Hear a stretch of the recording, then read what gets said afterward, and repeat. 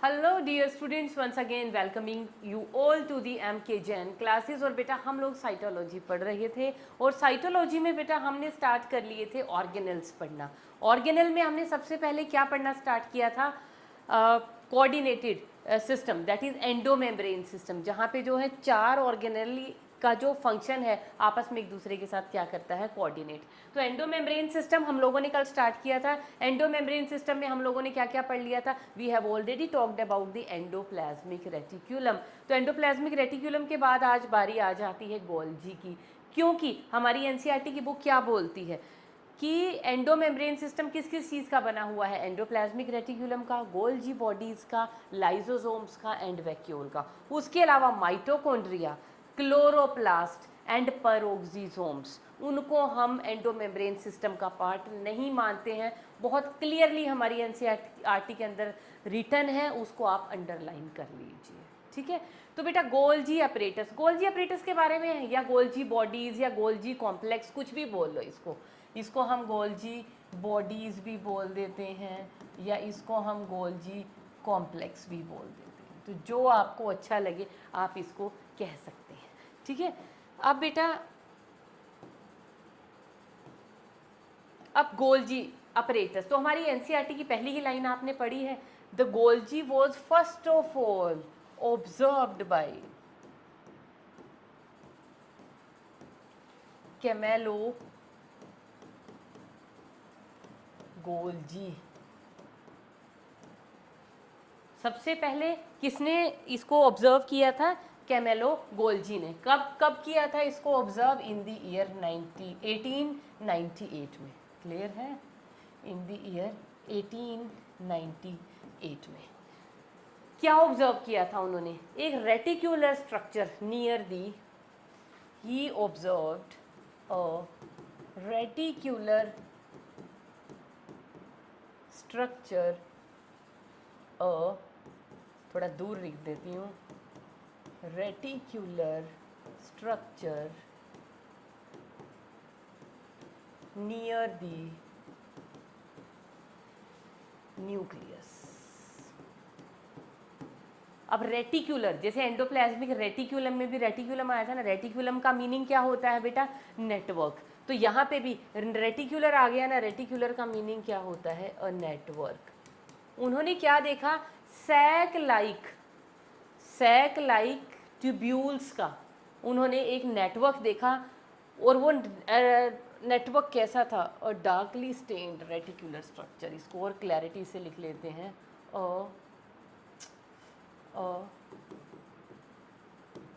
Darkly stand. ये देखा उन्होंने, यहाँ से पढ़ना बेटा ऐसे, a darkly stained reticular structure near the nucleus. बहुत ज़्यादा, क्योंकि एक नेटवर्क की फॉर्म में था, तो जब इसकी स्टेनिंग की गई तो इसने बहुत सारा स्टेन टेकअप कर लिया, क्योंकि डेंस स्ट्रक्चर था। तो डेंस स्ट्रक्चर था तो स्टेन भी बहुत ज़्यादा टेकअप कर लेगा। तो जब स्टेनिंग के बाद हम इसको अंडर दी माइक्रोस्कोप देखते हैं तो it appears as a darkly stained reticular structure. ये ऑब्जर्व किया था, लेकिन इसका नेम गोल्जी कैसे पड़ा? जिन्होंने इसको ऑब्जर्व किया था, सबसे पहले डिस्कवर किया था, कैमेलो गोल्जी। तो उनको ऑनर देने के लिए गोल्जी से उनका नेम पड़ा गोल्जी अपरेटस या गोल्जी कॉम्प्लेक्स या गोल्जी बॉडीज। अब ये जो गोल्जी अपरेटस है बेटा, it is present in eukaryotes only, present in eukaryotes only. क्योंकि क्या है, ये एक मेम्ब्रेन बाउंड ऑर्गेनेली है, और हमने क्या कहा था? प्रोकैरियोट्स के अंदर तो प्रेजेंट होती ही नहीं है। प्रोकैरियोट के पास सिर्फ एक है, वो है राइबोसोम, वो भी मेम्ब्रेन बाउंड नहीं है, मेम्ब्रेन लेस ऑर्गेनेली है। कैसे टाइप के राइबोसोम थे? 70s, बाकी वहाँ कुछ भी नहीं है। सारी ऑर्गेनेल हमें कहाँ देखने को मिलती हैं? इन दी यूकैरियोट्स। लेकिन यूकैरियोट्स में भी बेटा हमारे पास we have some exceptions, except sieve tubes, sieve tube cells जो हमने पढ़ी थी। उसके अलावा बेटा जो ये होता है mammalian RBCs, yes, mammalian RBCs कैसी होती है? मेमेलियन आरबीसीज ई न्यूक्लिएटेड होती है ना, तो न्यूक्लियस के साथ साथ उसका जो है बाकी की ऑर्गेनेली भी क्या हो जाती हैं? डिसअपियर। और कहाँ पे बेटा? Antherozoid of bryophytes and pteridophytes. Bryophytes और टेरिडोफाइट्स के जो एंथीरोजोइड्स पढ़े थे ना, क्या थे एंथीरोजोइड? Male sperms. वैसे स्पर्म के आगे मेल नहीं लगाना चाहिए, स्पर्म मेल के ही होते हैं। तो sperms of the bryophyte and pteridophyte, वहाँ पे भी हमें ये देखने को नहीं मिलेंगे। तो इन 3 लोकेशन को छोड़ के यूकैरियोटिक सेल के अंदर हमारे पास जो है गोल्जी अपैरेटस देखने को मिलेगा। और क्या है ये? These are absent in prokaryotic cells. क्या प्रेजेंट होंगे प्रोकैरियोटिक सेल में? नहीं। लेकिन अगर ये प्लांट सेल में प्रेजेंट होंगे तो इनको हम क्या बोलते हैं? अगर यूकैरियोटिक सेल है प्लांट सेल, अगर ये प्रेजेंट है प्लांट सेल में, तो प्लांट सेल में बेटा जो गोल्जी होता है उसका नेम क्या होता है? उनको हम बोलते हैं डिक्टायो या डिक्टेओसोम्स। क्या बोलते हैं हम उनको बोलते हैं डिक्टियोजोम्स। तो डिक्टियोजोम अगर आ जाए तो घबराना नहीं, आ रही ये कौन सी ऑर्गेनेल है, हमने तो पढ़ी ही नहीं। तो डिक्टियोजोम क्या होता है? गोल्जी को ही हम क्या बोलते हैं प्लांट में? डिक्टियोजोम बोलते हैं। Got it? चलिए, ये तो हो गया बेटा इसकी इंट्रोडक्शन के बारे में। अब हम चलते हैं बेटा गोल्जी बॉडी के स्ट्रक्चर के बारे में। तो स्ट्रक्चर वाइज अगर हम इसको देखें ना, देखो हमारी एनसीईआरटी का स्ट्रक्चर ये है। This is the structure of our NCERT. किधर गया? ये है। This is the structure from NCERT. इसमें आपको क्या देखने को मिल रहा है? कैसा दिखाई दे रहा है आपको? इसमें हमें 2 चीज़ें देखने को मिल रही हैं। देखो बेटा, कुछ तो हमें देखने को मिल रहे हैं ये वेसिकल्स, और कुछ हमें देखने को मिल रहे हैं ये वही flat tubular sacs, flat disc like tubular sacs. ठीक है ना? तो ये सैक्स को हमने वहाँ पे क्या बोला था? एंडोप्लाज्मिक रेटिकुलम में सिस्टर्नी। तो यहाँ पे भी हम इसको क्या बोलेंगे? सिस्टर्नी बोलेंगे। तो स्ट्रक्चर में यहाँ पे क्या प्रेजेंट है बेटा? एक तो प्रेजेंट है इनके पास सिस्टर्नी। तो सिस्टर्नी क्या होते हैं? Cisternae are the disc shaped flattened sac-like tubules या sac-like structures बोल लीजिए। तो डिस्क शेप है, फ्लैटेंड है, सैक लाइक स्ट्रक्चर है, उनको हम क्या बोलते हैं? सिस्टर्नी। और सिस्टर्नी कैसे हैं? देखो किस तरह से हैं। क्या इन सिस्टर्नी के ऊपर आपको कहीं पे भी ऐसे गोल गोल राइबोसोम लगे हुए नजर आ रहे हैं? No, ribosomes are not associated with these cisternae. तो कैसे दिखाई देंगे ये? These resembles smooth endoplasmic reticulum. क्यों? Because no ribosomes are attached। क्यों दिखते हैं ये? क्योंकि राइबोसोम्स इनके साथ अटैच्ड नहीं हैं, इसीलिए कैसे दिखाई देते हैं हमें? स्मूथ एंडोप्लाज्मिक रेटिकुलम की तरह। और बेटा सिस्टर्नी में एक चीज़ और आपने देखा, सिस्टर्नी के क्या प्रेजेंट हैं? 2 एंड्स प्रेजेंट है। अभी दिखाती हूँ आपको।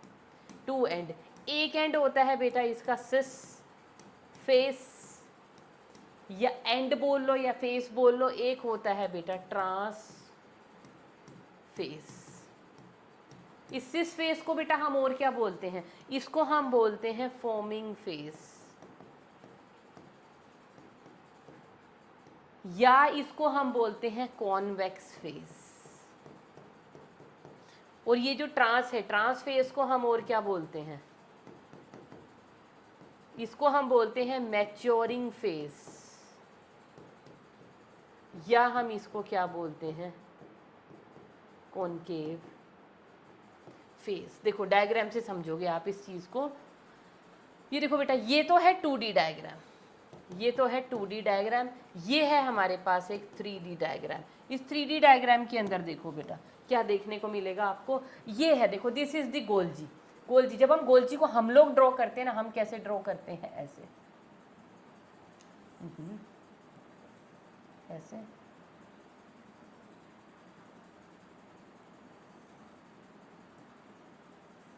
तो ये जो सिस्टर्नी है इनका अरेंजमेंट कैसा है? दीज आर कॉन्सेंट्रिक, इस तरह से। और यहाँ से क्या निकल रहे हैं, हेयर एंड देयर, यहाँ से पिंच ऑफ हो रहे हैं वेसिकल्स, और ये क्या है, इनकमिंग वेसिकल्स। इस तरह का स्ट्रक्चर हम लोग ड्रॉ करते हैं। जब हमने ड्रॉ करना है तो ऐसे ड्रॉ करना है। ये वाले वेसिकल, ये वाला जो फेस है, ये वाला फेस, इस फेस को हम बोलते हैं सिस। ये वाला जो फेस है इसको हम बोलते हैं ट्रांस। अभी देखो बेटा, ये है सिस फेस, ये है ट्रांस फेस। अब सिस फेस में क्या दिखेंगे आपको, इनकमिंग ट्रांसपोर्ट वेसिकल्स। कहाँ से आ रहे हैं ये वेसिकल्स, हमने कल एक डायग्राम बनाया था ना एंडोमेम्ब्रेन सिस्टम में। न्यूक्लियस है, न्यूक्लियस की वॉल के साथ अटैच किया है, उसी की न्यूक्लियर मेम्ब्रेन कॉन्टिन्यूअस हो रही है किसके साथ, एंडोप्लाज्मिक रेटिकुलम। एंडोप्लाज्मिक रेटिकुलम से क्या बन रहे हैं, वेसिकल्स। क्या पैकेज्ड है उनके अंदर, पैकेज नहीं है मतलब किसके वेसिकल्स हैं वो, प्रोटीन के हैं, लिपिड्स के हैं, स्टीरॉयडल कंपाउंड्स के हैं। फिर वो वेसिकल कहाँ एंटर कर रहे हैं, इनटू द गोल्जी बॉडी। वो डायग्राम आप निकाल लो जो हमने पहले बनाया था।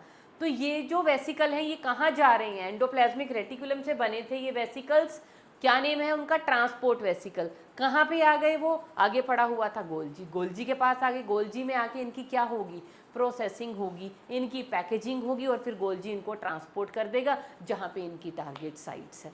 तो जिस फेज पे, अब देखो मैं दोबारा बना रही थी, ये था हमारा न्यूक्लियस, न्यूक्लियस की वॉल के साथ ही हमारा क्या, ये थी न्यूक्लियर की वॉल न्यूक्लियस की, और यहाँ से हमारे पास क्या स्टार्ट हो जाता था, this was the endoplasmic reticulum.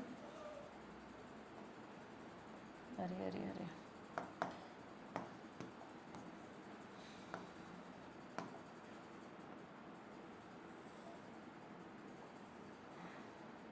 ये था एंडोप्लाज्मिक रेटिकुलम। एंडोप्लाज्मिक रेटिकुलम से बेटा हमारे पास क्या हो रहे हैं, अरे एंडोप्लाज्मिक रेटिकुलम से क्या निकल रहे हैं, डिफरेंट टाइप के वेसिकल्स।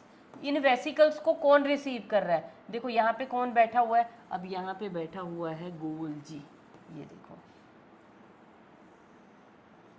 ये बैठे हुए हैं गोल्जी। तो गोल्जी के पास ये क्या था, this was ER, endoplasmic reticulum. ये क्या है, न्यूक्लियस। ये क्या है, दिस इज गोल्जी। देखो ध्यान से समझना, बस कॉन्सेप्ट की बात है, रटना नहीं पड़ेगा फिर आपको। न्यूक्लियस की वॉल्स की ही कॉन्टिन्यूटी से बना ER। ER के ऊपर क्या प्रेजेंट थे बेटा, एंडोप्लाज्मिक रेटिकुलम था दो टाइप का, स्मूथ एंड रफ। अब ये रफ ही है, स्मूथ वाले के ट्यूब्यूल्स मैंने बनाए ही नहीं, ठीक है। चलो ये बन गए। ये जो है ये स्ट्रक्चर क्या है, the structures are the transport vesicles. कहाँ से बने हैं ये वेसिकल्स, ER क्या बना रहा था, रफ एंडोप्लाज्मिक रेटिकुलम प्रोटीन वाले वेसिकल बना रहा था, और जो स्मूथ एंडोप्लाज्मिक रेटिकुलम है वो क्या बना रहा था, लिपिड्स वाले वेसिकल बना रहा था। तो ये वही वेसिकल है, इनका नेम क्या होता है, ट्रांसपोर्ट वेसिकल। कहाँ जा रहे हैं, आगे क्या पड़ा हुआ है, गोल्जी। तो गोल्जी के पास ये जो ट्रांसपोर्ट वेसिकल आए हैं ये कहाँ से आए हैं, ER से आए हैं। क्या है बेटा इनके अंदर, इनके अंदर प्रेजेंट है प्रोटीन्स प्रेजेंट है, इनके अंदर लिपिड प्रेजेंट है। गोल्जी के पास ये क्यों आए हैं, प्रोसेसिंग के लिए आए हैं, पैकेजिंग के लिए आए हैं, और जिस काम के लिए बनाए गए हैं उस टारगेट पे इनको फिर प्रोसेस करके पैकेज करके भेज दिया जाएगा। तो गोल्जी का वो एंड जो इन वेसिकल्स को रिसीव करता है, इस एंड को हम क्या बोलते हैं, this is the cis end. ये रहा वो सिस फेज। तो सिस फेज पे हमें क्या दिखाई दे रहे हैं, इनकमिंग ट्रांसपोर्ट वेसिकल। वो ट्रांसपोर्ट वेसिकल ये देखो इधर से भी आ रहे हैं। कहाँ से आ रहे हैं ये vesicle, these are coming from the ER। ये वेसिकल कहाँ से आ रहे हैं, यहाँ पे लिख लीजिए, ये वेसिकल कहाँ से आ रहे हैं, फ्रॉम एंडोप्लाज्मिक रेटिकुलम। फिर ये वेसिकल सिस फेज पे आए, उसके साथ फ्यूज कर गए, वहाँ से फिर इनकी प्रोसेसिंग चली, एक सिस्टर्नी से दूसरा, दूसरे तीसरा, चौथा, ऐसे सिस्टर्नी टू सिस्टर्नी ये मूव करते रहेंगे, और मोशन इनकी मूवमेंट के दौरान इनकी क्या होती रहेगी, प्रोसेसिंग होती रहेगी। प्रोसेसिंग के बाद फिर ये क्या बन गया, मैच्योर वेसिकल। अभी तो ये वेसिकल ER से आया था, ताज़ा ताज़ा फ्रेश बना हुआ। अब जब ये गोल्जी से होके निकला तो इट हैज़ बिकम मैच्योर्ड, क्योंकि इसकी प्रोसेसिंग हो गई। तो मैच्योर वेसिकल ये देखो, ये है गोल्जी का कौन सा वाला फेज, ट्रांस फेज। कैसा देखने को मिल रहा है, ये देखो इसमें कैविटी देखने को मिल रही है ना, ऐसा कनकेव सा नेचर है इसका। और जब कैविटी होती है उस फेज को हम क्या बोलते हैं, कॉनकेव। और मैंने यही लिखा है ना, देखो जो ट्रांस फेज है, ट्रांस फेज कैसा है, इट इज़ कॉनकेव। लेकिन अगर मैं सिस फेज की बात करूं, सिस फेज को अगर आप देखोगे, सिस में क्या प्रेजेंट है, एक तरह की कॉन्वेक्सिटी। ये हिस्सा है देखो इसका कैसा है, कॉन्वेक्स है, कॉन्वेक्सिटी प्रेजेंट है। तो इस फेज को हम क्या बोलते हैं, कॉन्वेक्स। ये कैसा है, कॉनकेव है। ये कैसा है, ऐसा कॉन्वेक्स है। समझ में आया? तो सिस फेज क्या करेगा, इसको हम बोलते हैं फॉर्मिंग फेज, कि यहाँ पे जो फ्रेश वेसिकल्स जो ईआर से निकल रहे हैं, रिलीज हो रहे हैं, उनको ये रिसीव करेगा। और ट्रांसफेज क्या होता है, इसको हम क्या बोलते हैं, this is known as the maturing phase. Maturing phase, यहाँ से ये देखो, ये है न्यूली फॉर्म्ड वेसिकल। कौन से newly formed, mature vesicle. Newly formed vesicle तो ये रहे जो ईआर से बने थे, ईआर से वो वेसिकल यहाँ से प्रोसेस हुए, और यहाँ से प्रोसेस होने के बाद ये देखो यहाँ से पिंच ऑफ होके टूट टूट के ये सेपरेट होना शुरू हो गई। ये देखो, ये देखो, ये कहाँ से हैं, यहीं से तो पिंच ऑफ हुए इसके ट्रांसफेज से। क्या, जब ये पिंच ऑफ हो गए तो इनको हम बोलते हैं मैच्योर वेसिकल, या इनको हम बोलते हैं सिक्रीटरी वेसिकल्स।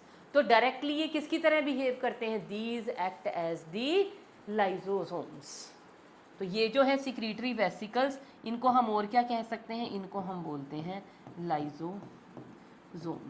अगर इनके अंदर क्या भरे हुए हैं, एंजाइम्स, या इनको हम बोलते हैं वैक्यूल्स।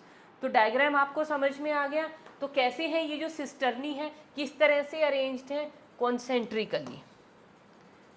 तो कैसा अरेंजमेंट है इनका, कॉन्सेंट्रिक अरेंजमेंट है। Disc shape flattened sac like structure के बने हुए हैं, एसआर के जैसे हैं, क्योंकि इनके पास कोई भी राइबोसोम नहीं है।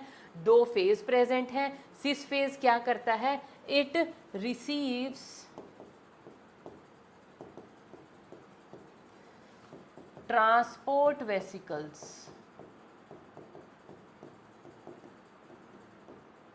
कमिंग फ्रॉम ईआर, या रिलीज्ड फ्रॉम, कमिंग मत लिखना, रिलीज्ड लिख देना, रिलीज्ड फ्रॉम ईआर। और ये मैच्योर वाले कौन से हैं, मैच्योर फेज कौन सा है, it releases mature vesicles as lysosomes. ठीक है, तो ये हो गया बेटा इसके स्ट्रक्चर के बारे में। अब सिस्टर्नी के अलावा क्या दिख रहा था आपको स्ट्रक्चर के अंदर, दूसरी चीज हमें क्या दिखाई दे रही थी, हमें दिख रहे थे वेसिकल्स। और वेसिकल्स तो मैंने आपको बता ही दिए कैसे कैसे हैं वेसिकल्स, लाइजोसोम्स भी हो सकते हैं, वैक्यूल्स भी हो सकते हैं। तो हमें बस यही चीज़ ज़्यादा ध्यान से पढ़नी थी, वो क्या थे, सिस्टर्ने। सिस्टर्ने के अलावा हम इस डायग्राम में क्या देखने को मिल रहे हैं, वेसिकल्स। अब जो मेन चीज़ है, स्ट्रक्चर में तो कोई ज़्यादा झोल है ही नहीं इसके, स्ट्रक्चर के बाद बेटा मेन इंपॉर्टेंट चीज़ क्या आ जाती है, function of the Golgi apparatus. सबसे इंपॉर्टेंट फंक्शन गोल्जी अपरेटस का क्या है, बता सकते हैं, गोल्जी अपरेटस क्या करता है, it helps in the processing, packaging and transport, helps in the processing, packaging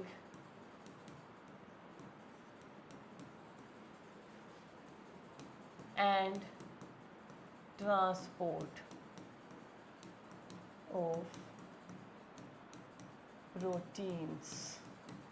यही तो हो रहा है ना, प्रोटीन का ही तो, लिपिड्स का ही तो, इन्हीं का तो क्या हो रहा है, प्रोसेसिंग हो रही है। क्योंकि कहाँ से आए हैं वो बन के आए हैं ईआर से, in the form of transport vesicles. तो उनकी प्रोसेसिंग होगी, फिर उनको पैकेज कर दिया जाएगा, क्योंकि ट्रांसपोर्टेशन के लिए किसी भी चीज़ को पैक भी तो करना पड़ेगा। उनकी पैकेजिंग हो गई और उनका ट्रांसपोर्ट कर दिया जाएगा, कहाँ पे, to the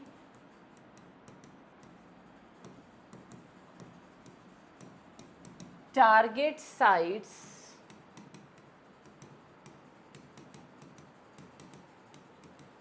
with in the cell. NCERT में लिखा हुआ है इंट्रासेलुलर टारगेट साइट्स, मतलब सेल के अंदर ही अगर कहीं पे उनकी ज़रूरत है, और secreted outside the cell.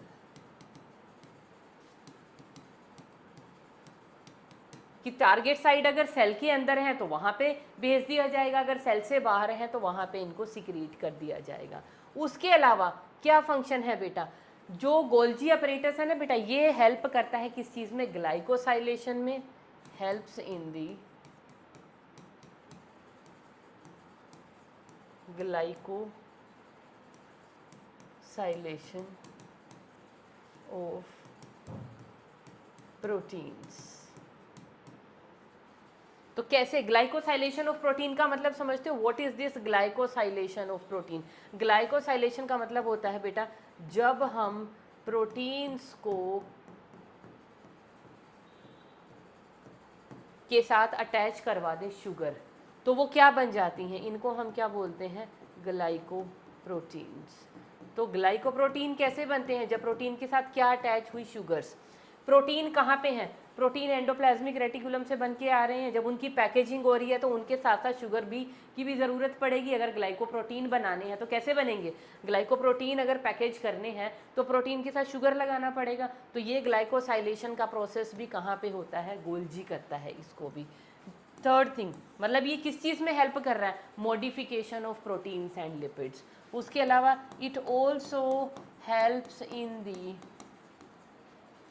Glycosidation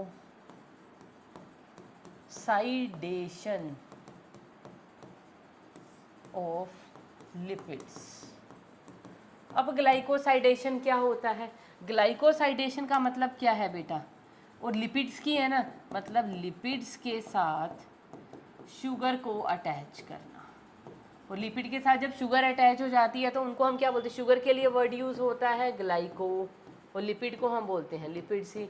तो ये बन गए ग्लाइकोलिपिड्स। इस प्रोसेस को हम क्या बोलते हैं? ग्लाइकोसाइडेशन। तो ग्लाइकोसाइलेशन, ग्लाइकोसाइडेशन, इन दोनों में तो ये क्या हो रहा है? एक तरह से मॉडिफिकेशन में भी हेल्प करता है। मॉडिफिकेशन। उसके अलावा ये किस चीज़ में हेल्प करता है? देखो सिक्रीटरी वेसिकल्स निकल रहे हैं ना यहाँ से, तो ये किस चीज़ में हेल्प करता है? सिक्रीशन में हेल्प कर रहा है। और इसका बेटा इंपॉर्टेंट फंक्शन बताएं?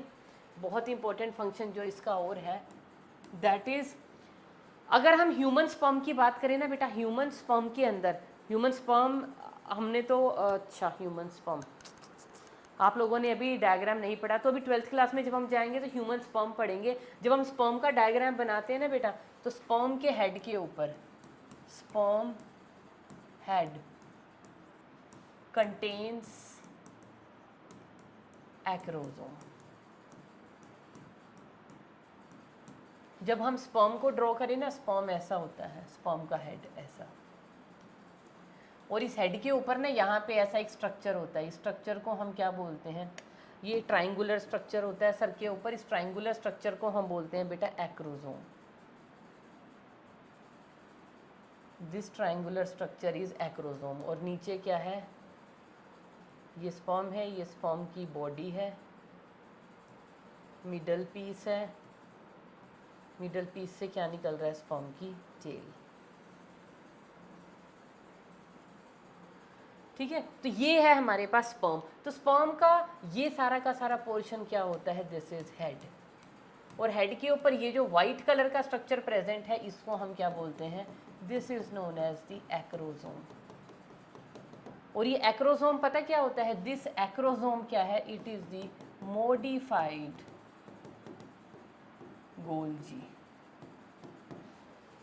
जब ह्यूमन के अंदर स्पर्म, आप 12th के अंदर ह्यूमन रिप्रोडक्शन का चैप्टर पढ़ोगे, वहाँ आप देखोगे स्पर्म कैसे बनता है, स्पर्म कहाँ पे बनता है बॉडी के अंदर, और कैसे उसकी फॉर्मेशन होती है, स्पर्मेटोजेनेसिस कैसे होती है, इस प्रोसेस को बोलते हैं स्पर्मेटोजेनेसिस।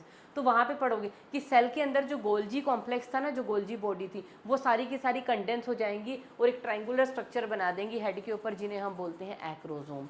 क्या प्रेजेंट होते हैं बेटा इन एक्रोसोम के अंदर? क्या प्रेजेंट होते हैं? There are present hydrolyzing enzymes.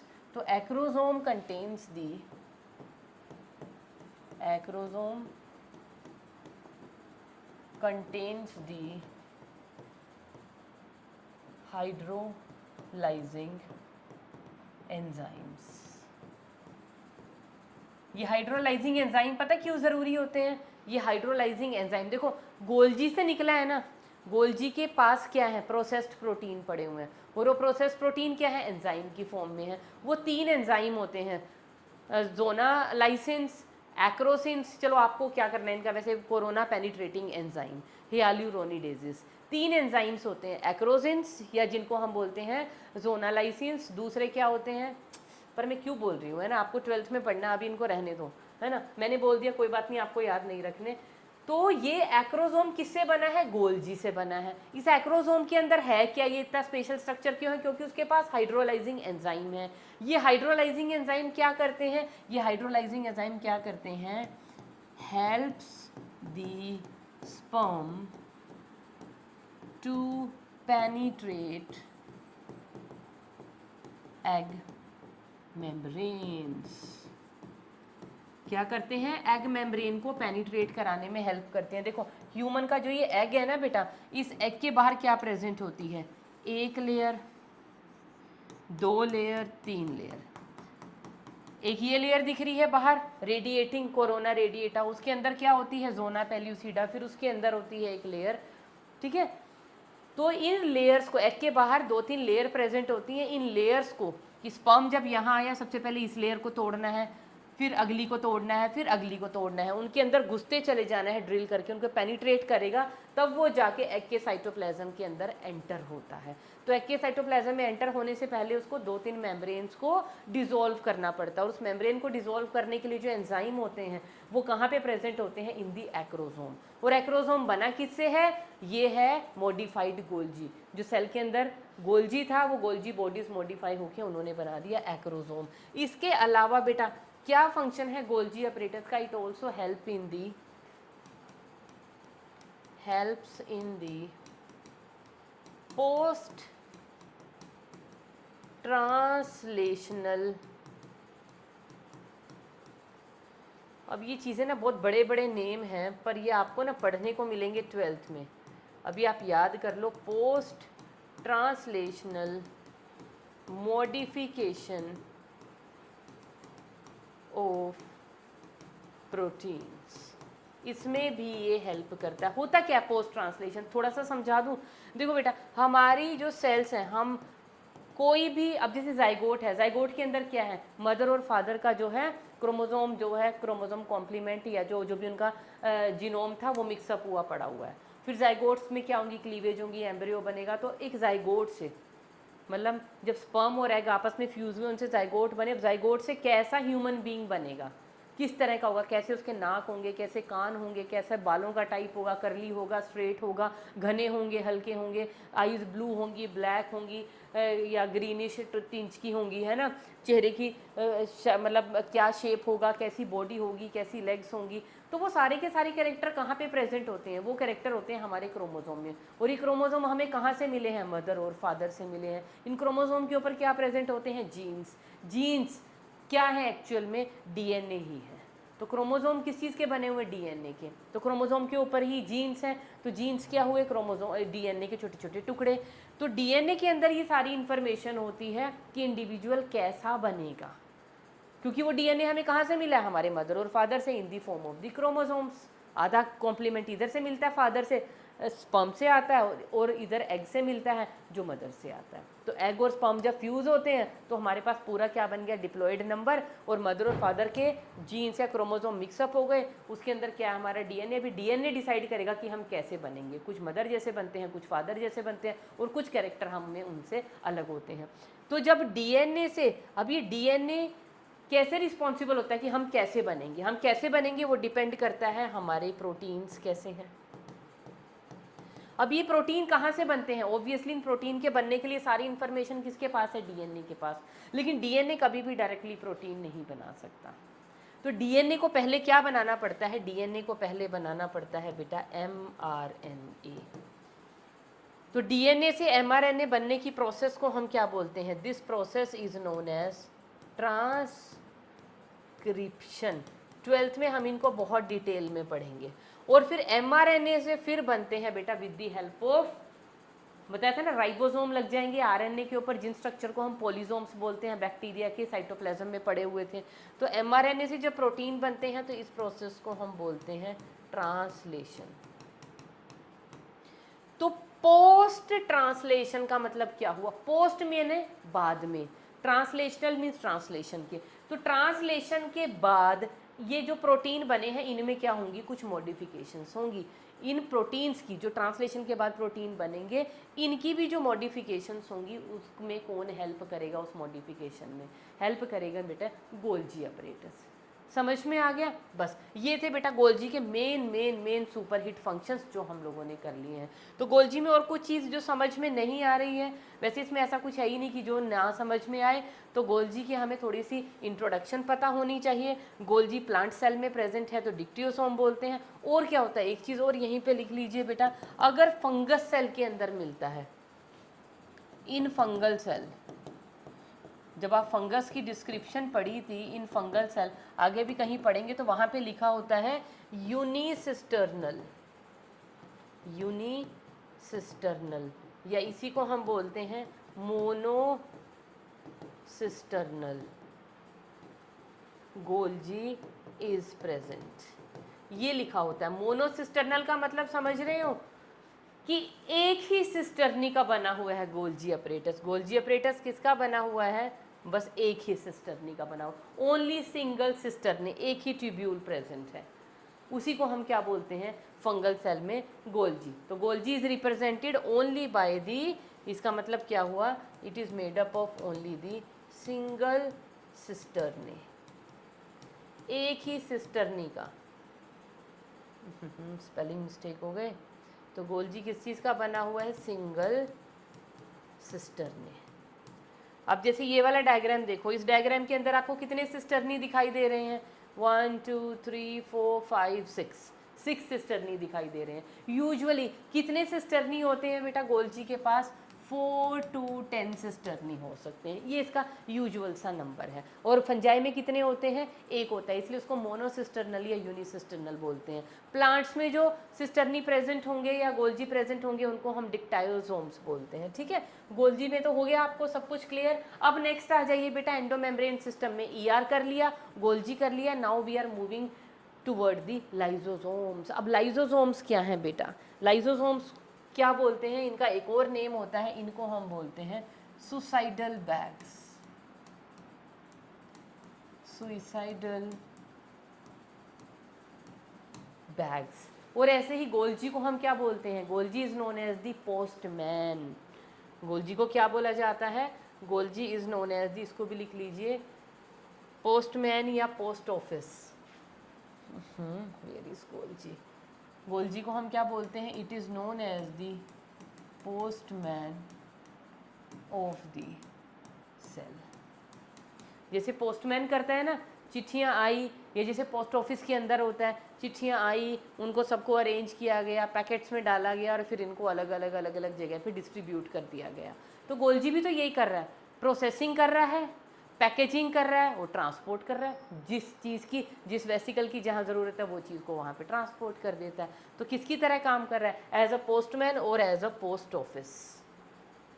ठीक है जी, चलो जी, अब हम बात कर लेते हैं बेटा लाइसोसोम्स के बारे में। क्या है लाइसोसोम? लाइसोसोम क्या है? Single membrane bound spherical structures. क्या है? एक ही मेम्ब्रेन के हैं, एक ही मेम्ब्रेन में, और कैसे हैं? स्फेरिकल स्ट्रक्चर है, ऐसे गोल गोल स्ट्रक्चर्स हैं। एक ही मेम्ब्रेन है और उस मेम्ब्रेन के अंदर क्या भरा हुआ है? यहाँ पे क्या भरा हुआ है? लाइसोसोम्स कंटेन्स दी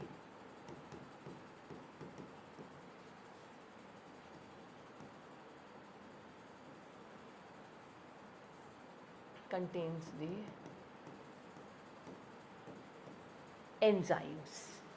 कैसे एंजाइम्स होते हैं बेटा ये? एंजाइम्स लाइक प्रोटीन को पचाने वाले प्रोटीएजेस, एमाइलेजेस, लाइपेजेस, न्यूक्लिएजेस। क्या एंजाइम होते हैं? इनका मतलब समझते हो आप? प्रोटीएजेस जो प्रोटीन को डाइजेस्ट करेंगे, एमाइलेजेस या सुक्रेजेस जो कार्बोहाइड्रेट्स को पचाएंगे, लाइपेजेस जो लिपिड्स को डाइजेस्ट करेंगे, न्यूक्लिएजेस जो न्यूक्लिक एसिड्स को डाइजेस्ट करेंगे। तो इस तरह के कंटेन्स दी एसिडिक एंजाइम्स। तो एसिडिक एंजाइम भरे हुए होते हैं इस मेम्ब्रेन के अंदर, और ये कैसा है, एक स्फेरिकल स्ट्रक्चर बन गया है, गोल बोल, देखो बोल के अंदर क्या भरे पड़े हैं, हाइड्रोलाइजिंग एंजाइम्स। कैसा है उनका नेचर, एसिडिक है इन नेचर। और वो एंजाइम कितने हो सकते हैं, कितना नंबर है, अप्रोक्सीमेटली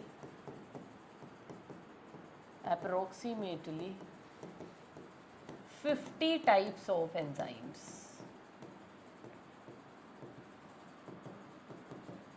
एसिडिक एंजाइम्स प्रेजेंट हो सकते हैं।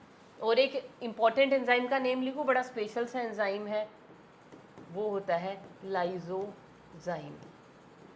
क्या होता है लाइजोजाइम, पता है ना कहाँ कहाँ पे प्रेजेंट होता है, हमारे टीयर्स के अंदर प्रेजेंट होता है, हमारे स्वेट के अंदर प्रेजेंट होता है, हमारे सलाइवा के अंदर प्रेजेंट होता है। तो हमारा, और ये है क्या, लाइसोजाइम है क्या, एंटी बैक्टीरियल एंजाइम है। तो बैक्टीरिया की मेम्ब्रेन्स को तोड़ देता है। क्या है ये, एंटी बैक्टीरियल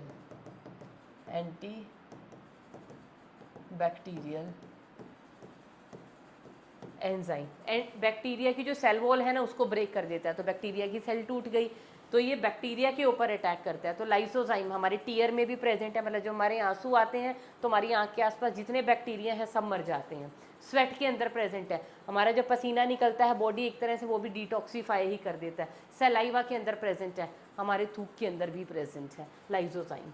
ठीक है, अब ये वर्क कैसे करता है, जितना भी लाइसोसोम के अंदर एंजाइम्स हैं, all enzymes are acidic in nature, all enzymes are active at acidic pH। कहाँ पे काम करते हैं, एसिडिक पीएच पे काम करते हैं। एसिडिक पीएच का मतलब आप समझते हो, पीएच रेंज पता है ना, 1 से 7 to 14, 7 to 14 का रेंज। देखो 7 तो हो जाता है न्यूट्रल, 7 से ऊपर की तरफ चल रहे हो तो क्या बढ़ रहा है, एल्केलाइन नेचर, और 7 से 1 की तरफ आ रहे हो तो क्या बढ़ रहा है, एसिडिक नेचर। ये क्या बढ़ रहा है इस डायरेक्शन में, एसिडिक। तो कितना पीएच, अगर मैं कहूँ पीएच 4 तो वो चीज़ क्या होगी, एसिडिक। अगर मैं कहूँ पीएच 12 तो वो क्या होगी, बेसिक या एल्केलाइन। तो पता है ना, तो एसिडिक पीएच का मतलब समझ में आ गया। 1 2 3 4 5 6 7 तो ऑलमोस्ट क्या हो जाएगा, न्यूट्रल ही हो जाता है। वाटर का होता है पीएच। पीएच का मतलब समझते हो ना, concentration of the hydrogen ion, protons H positive या हाइड्रोजन आयंस, जिनको आप हाइड्रोजन आयन वही हो गए H पॉजिटिव आयंस। तो लाइसोसोम्स हमें पता चल गए क्या हो गए, स्फेरिकल स्ट्रक्चर है, सिंगल मेम्ब्रेन वाली ऑर्गेनेली है, सिंगल मेम्ब्रेन से बाउंड है। तो मेम्ब्रेन से बाउंड गोल कुछ चीज़ है, तो अंदर से होलो तो होगी नहीं, इसके अंदर कुछ भरा हुआ है। क्या भरा हुआ है इनके अंदर, एसिडिक एंजाइम्स भरे हुए हैं। एसिडिक क्यों है, क्योंकि ये एक्टिव है एट एसिडिक पीएच। अब ये जो लाइसोजाइम है ना बेटा, ये सॉरी लाइसोसोम्स हैं, ये हमारे पास बहुत सारे टाइप के होते हैं। लाइसोसोम क्या शो करते हैं, प्लियोमॉर्फी। तो इनको हम क्या बोलते हैं, इनको हम बोलते हैं lysosomes are also known as, के ए का मतलब क्या है, नोन एज प्लियोमॉर्फिक ऑर्गेनेल। इसको हम क्या बोलते हैं, प्लियोमॉर्फिक ऑर्गेनेल भी बोलते हैं। प्लियोमॉर्फिक मैंने पहले भी बताया है, कहाँ पे, PPLO, pleomorphic pleuropneumonia like organism, mycoplasma, वो भी तो शो करते हैं प्लियोमॉर्फी। प्लियोमॉर्फी का मतलब क्या है, डिफरेंट डिफरेंट टाइप्स, है ना, different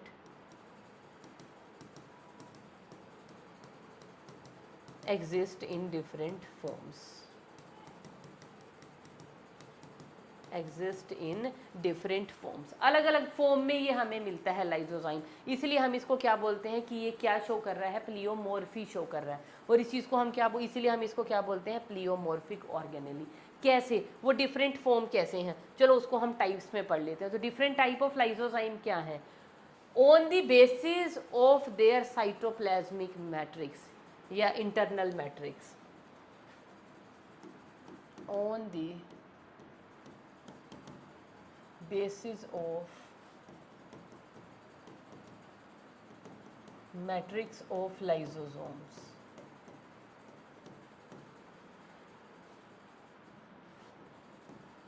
can be divided into 4 types। और ये 4 टाइप क्या हो गई, क्या शो कर रही हैं ये 4 टाइप्स, इसकी प्लियोमॉर्फिक नेचर के बारे में बता रही हैं कि ये एक से ज़्यादा टाइप में एग्जिस्ट करता है। और वो 4 टाइप पता कौन सी हैं बेटा? सबसे पहली टाइप है, इनको हम बोलते हैं प्राइमरी लाइजोसोम। सेकंड होते हैं हमारे पास सेकेंडरी लाइजोसोम, सेकेंडरी बोल लीजिए, या इनको हम क्या बोलते हैं डाइजेस्टिव, या इनको हम क्या बोलते हैं, चलो हेट्रोफेगोसोम होते हैं पर उनको छोड़ दो, इतना बड़ा नेम, डाइजेस्टिव लाइजोसोम्स। थर्ड हमारे पास आ जाते हैं रेजिड्यूअल, टेरिशरी या रेजिड्यूअल लाइजोसोम्स। टेरिशरी या इन्हीं का नेम होता है रेजिड्यूअल लाइजोसोम्स। और फोर्थ क्या होते हैं? फोर्थ होते हैं बेटा ऑटोफैगोसोम्स।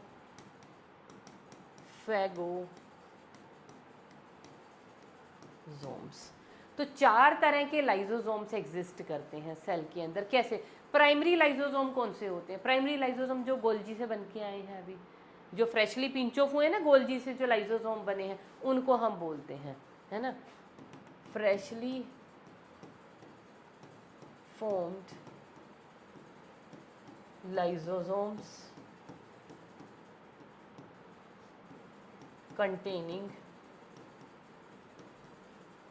digestive enzymes। गोल्जी से जब वो मैच्योर वेसिकल पिंच ऑफ होते हैं ना, वो मैच्योर वेसिकल के अंदर क्या प्रेजेंट है, वो मैच्योर वेसिकल को हम क्या बोलेंगे? डायरेक्टली लाइजोसोम, क्योंकि प्रोटीन पैकेज, प्रोटीन की प्रोसेसिंग हुई है, प्रोटीन प्रोसेस होके पैकेज होके क्या बन गए? एंजाइम्स बन गए हैं। तो उन मैच्योर वेसिकल के अंदर क्या प्रेजेंट है? एंजाइम। एंजाइम कहाँ से बने हैं? ईआर ने क्या बनाया था? प्रोटीन। वो प्रोटीन के वेसिकल आ गए गोल्जी के पास, गोल्जी ने उन प्रोटीन से अलग अलग टाइप के एंजाइम्स बना दिए, और वो एंजाइम को पैकेज करके in the form of lysosome cell के अंदर छोड़ दिया। तो ये जो फ्रेशली प्रिपेयर्ड मैच्योर वेसिकल है, लाइजोसोम है, जिनके अंदर क्या प्रेजेंट है? डाइजेस्टिव एंजाइम, इनको हम बोलते हैं प्राइमरी लाइजोसोम। सेकेंडरी कब है? जब ये प्राइमरी लाइजोसोम फ्यूज करता है विद द फूड वैक्यूल, या यहाँ फूड वैक्यूल के साथ। फूड वैक्यूल को हम क्या बोलते हैं बेटा? फेगोसोम। या ये करता है लिक्विड वैक्यूल के साथ, है ना, VACUOLE। क्या बोलते हैं? फूड वैक्यूल को हम क्या बोलते हैं? फैगोसोम।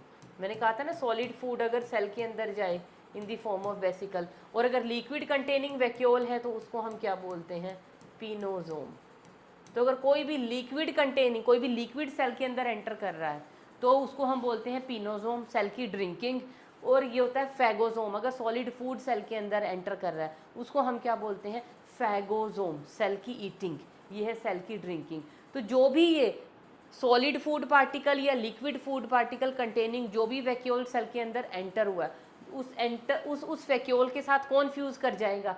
प्राइमरी लाइजोसोम, क्योंकि इसके पास ही तो है डाइजेस्टिव एंजाइम, ये उसके साथ फ्यूज करेगा, फिर इसके एंजाइम रिलीज होंगे, वो एंजाइम जो भी फूड या जो भी लिक्विड है उसको डाइजेस्ट कर देगा। डाइजेस्ट करने के, डाइजेशन कंप्लीट हो गई, डाइजेशन कंप्लीट करने के बाद क्या हो जाएगा? डाइजेशन यहाँ पे कंप्लीट हो गई सेकंड में। डाइजेशन के बाद जो जो भी इंपॉर्टेंट चीज़ें थी वो तो सेल एब्जॉर्ब कर लेगी, और बाकी का क्या बच जाएगा? वेस्ट। तो वेस्ट कंटेनिंग जो अब लाइजोसोम के अंदर क्या हो गए? एंजाइम ने तो एक्शन कर दिया, एंजाइम खत्म हो गया, अब लाइजोसोम के अंदर सिर्फ क्या रह गया? क्या रह गया? देखो इसको ऐसे बना भी लेते हैं, ये था लाइजोसोम येलो कलर का। तो येलो कलर के लाइजोसोम के साथ जब क्या हुआ? This is lysosome. लाइजोसोम के साथ कौन फ्यूज हुआ? Food vacuole. फूड वैक्यूल जब हुआ इसके साथ फ्यूज तो कैसे हुआ? ऐसे। फूड वैक्यूल के कंटेंट जो है लाइजोसोम के पास चले गए, तो ये इस तरह से ये है, इसके साथ फ्यूज हो गया फूड वैक्यूल, और फूड वैक्यूल के जितने भी कंटेंट थे वो लाइजोसोम के अंदर चले गए। लाइजोसोम ने उनको क्या कर दिया? डाइजेस्ट कर दिया,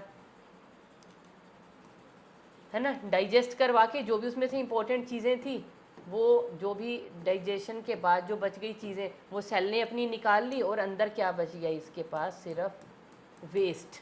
तो ये क्या बच गया हमारे पास, lysosome containing waste material is known as the tertiary lysosome. समझ में आ रहा है ना क्या हुआ? देखो बेटा, ये था primary lysosome, this is primary lysosome. ठीक है, इसके पास क्या प्रेजेंट थे, हाइड्रोलाइजिंग एंजाइम्स या डाइजेस्टिव एंजाइम्स। ठीक है, जब ये प्राइमरी लाइजोसोम फ्यूज हुआ, अब ये था प्राइमरी लाइजोसोम, इसके पास थे एंजाइम, इसके साथ आया ये क्या है, this is the food vacuole. जो फूड वैक्यूल इसके साथ इस प्राइमरी, ये क्या है, प्राइमरी लाइजोसोम। तो जब ये दोनों फ्यूज हुए तो ये सारा का सारा स्ट्रक्चर क्या बन गया, ये सारा का सारा स्ट्रक्चर बन गया बेटा, फूड वैक्यूल जब प्राइमरी लाइजोसोम के साथ फ्यूज हो जाएगा तो प्राइमरी लाइजोसोम के पास क्या आ जाएंगे, इस फूड, ये सारा का सारा जो फूड था इसके अंदर वो सारा का सारा इधर आ गया, और लाइजोसोम के पास क्या है, एंजाइम्स उसने रिलीज कर दिए और फूड।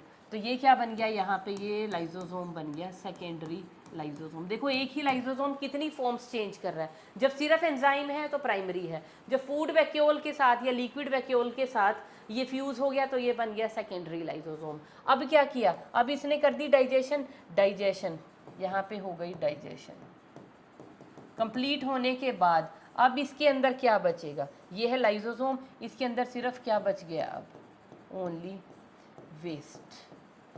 तो ये वेस्ट कंटेनिंग जो लाइजोसोम है इसको हम बोलते हैं टेरिशरी लाइजोसोम। और टेरिशरी लाइजोसोम का एक और नेम होता है बेटा, इसको हमने और क्या बोला था, टेरिशरी लाइजोसोम को हमने कहा था रेजिड्यूअल लाइजोसोम। और एक होते हैं बेटा ऑटोफेगोसोम, ये इनसे अलग कैटेगरी है। इसमें क्या होते हैं, lysosomes fuses with the organelles like ER to degrade them। अगर किसी भी ऑर्गेनेल को एब्जॉर्ब होना है ना, उसको टूटना है, उसको ख़त्म होना है, तो वो किसके साथ जाके फ्यूज कर जाएगी, लाइजोसोम के साथ। तो लाइजोसोम के जो डाइजेस्टिव एंजाइम है उस ऑर्गेनेल के कंटेंट को क्या कर लेंगे, डाइजेस्ट कर लेंगे। अब जैसे जैसे जैसे एंजाइम, अब मैं आपको इसका एग्जांपल दे देती हूँ, tail of tadpole larva is absorbed when it matures into an adult। Tadpole larva जो फ्रॉग का होता है, tail of tadpole larva of, आपको टैडपोल लार्वा नहीं याद रहेगा, लिख लेना फ्रॉग। फ्रॉग के टैडपोल लार्वा के पास क्या प्रेजेंट होती है, टेल। लेकिन क्या एडल्ट फ्रॉग के पास टेल प्रेजेंट होती है, नहीं। तो जब वो लार्वा से एडल्ट बनता है तो उसकी टेल एब्जॉर्ब हो जाती है। वो टेल किधर गई, कौन खा गया उस टेल को? तो फ्रॉग की बॉडी के सेल्स के पास जो लाइजोसोम्स है ना, वो टेल के पास जो सेल्स हैं उनके कंटेंट के साथ जाके फ्यूज होना शुरू हो जाते हैं और उनको खा जाते हैं। तो टेल को हम क्या बोलते हैं, रीएब्जॉर्ब हो गई। तो वो वहाँ पे क्या काम कर रहा है, लाइसोसोम ऑटोफेगोसोम का काम कर रहा है। ऑटो का मतलब अपने ही आसपास की ऑर्गेनेलीज को डाइजेस्ट कर जाना है, अपने ही अंदर के सेल्फ। ऑटो का मतलब होता है सेल्फ सिस्टम।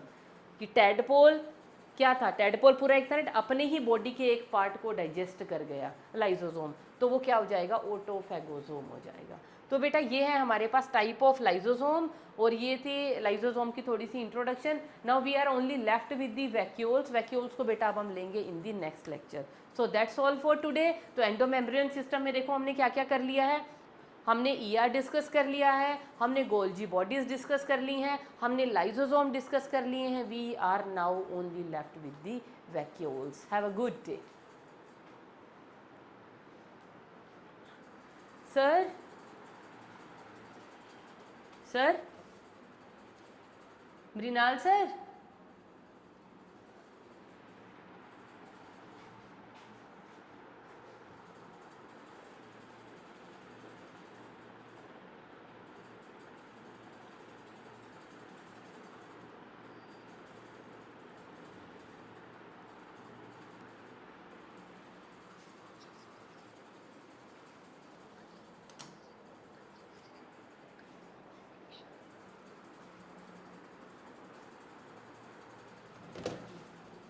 एकदम सर।